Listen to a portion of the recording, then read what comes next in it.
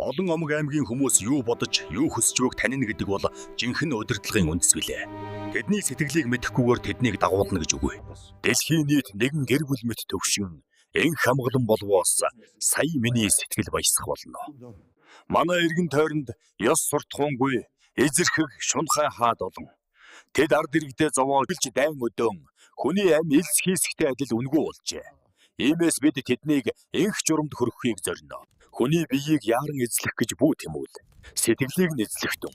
Сэтгэлийг эзлвээс бие нь өөрөө дагна.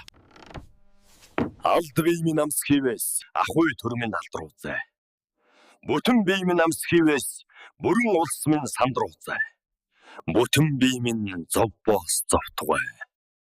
Бүрэн улс минь бүү сандартугай.